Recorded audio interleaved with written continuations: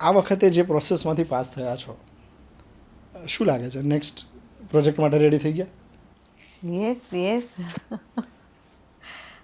એટલે every project તમને કંઈક તો શીખવાડીને જાય. જ્યારે એઝ એન એક્ટર કરતી હતી ત્યારે પણ એવું હતું, અને હું તો એકચ્યુઅલી પોઈન્ટર્સ બનાવું બી છું કે હું આમાંથી શું શીખી દરેક ફિલ્મમાં. અને મને એ મારી પાસે લખેલું હશે જ કે આ શીખી, આ વ્યક્તિઓ પોઝિટિવ મળી, આ વ્યક્તિઓ સાથે કામ ન કરવું. હું એના કરતાં મારે ફોકસ હંમેશા બિલ્ડિંગ ઉપર જ રહ્યું છે કે what can help me build my dream.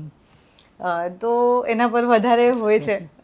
ઓલો મેન્ટલ નોટ બી હોય જ છે મારા અમુક વ્યક્તિઓ માટે કે અહીંયા ના જવું, પણ એવા લોકો એકચ્યુઅલી ફ્રેન્કલી બહુ મળ્યા નથી. બહુ સારું. અમુક મળ્યા હોય પણ એ બહુ એટલો એનો પર્સન્ટેજ એટલો નાનો છે કે એના વિશે હું બહુ ફોકસ ત્યાં કરતી જ નથી. પણ હા, એવી જ રીતના આ ફિલ્મે મને પર્સનલી અત્યાર સુધીનો બધો મારો નિચોડ, અને આ એક ફિલ્મનો નિચોડ એ એક તરફ છે લર્નિંગનો. ઓકે. તો એટલું બધું શીખ્યું છે. તો of course we are ready for next. So Bhaumik, હંમેશા કંઈ દરેક વસ્તુ છે એ આપણા માટે એક નવા લેસન સાથે જ વસ્તુ થતી હોય છે, જેમ જેને કહ્યું. આ ફિલ્મ તમને સૌથી વધારે શું શીખવી ગઈ? જો ડીસીપી પહેલાંનું કામ મને બહુ સોલિડ આવડે. હવે ડીસીપીથી રિલીઝનું જે કામ છે એ હું આમાં ડેફિનેટલી શીખ્યો છું, અને આગળ જતાં એઝ અ પ્રોડ્યુસર મને આ બહુ વસ્તુ કામ લાગશે.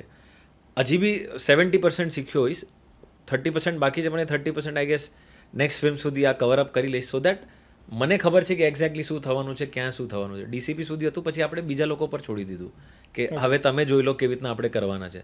બટ નેક્સ્ટમાં I am sure I will be available અને આઈ વિલ બી ધેર કે એક્ઝેક્ટલી એક પોઈન્ટ પર શું કરવાનું છે. તો આ લર્નિંગ મારી છે. ફિલ્મ મેકિંગની તો હું શીખ્યો છું, વર્ષોથી કરું છું કામ, એટલે આ વસ્તુમાં મને કામ આવડે છે. એના પછી જે હવે મારું શીખવાનું રહી ગયું છે આ રિલીઝ સુધીનું કામ છે.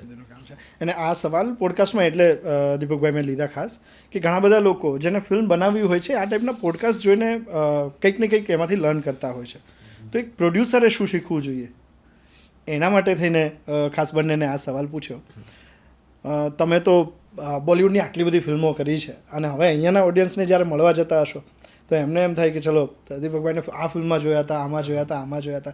કયા કેરેક્ટરને લોકોએ સૌથી વધારે તમને યાદ અપાવી? ગોટિયા છે, આશિકી છે, જો જીતા છે, which is been the most talked about, અને ઘણો પ્રેમ મળે છે મને એકચ્યુઅલીમાં. I am very happy. So much love people have, which is very good. I thank God for that કે it is been very kind journey. Because છેલ્લે almost 20-22 વર્ષ કામ ન કર્યું હોય અને તોય આપણને આટલો પ્રેમ મળે, એટલે આખી એક જનરેશન ગાયબ છે મારા માટે. તો આઈ નો ફોર અ ફેક્ટ કે જેન ઝી ને જેન આલ્ફા મને તો ના ખબર હોય, તો I am prepared for it. But surprisingly એ લોકો બી પછી જોઈ જીતા જોયેલા છે. You know, they have seen it. So that is a very very commendable thing કે it is because of digital world things have become so easy કે આ લોકોને બી એક્સેસ છે ને આ લોકોને ખબર છે ને આખા દિવસ આ લોકો આપણે દુનિયા ગ્લોબ આટલો નાનો કરી નાખ્યો છે એ લોકોએ, તો આપણા કરતાં વધારે આગળ ચાલતા હોય છે.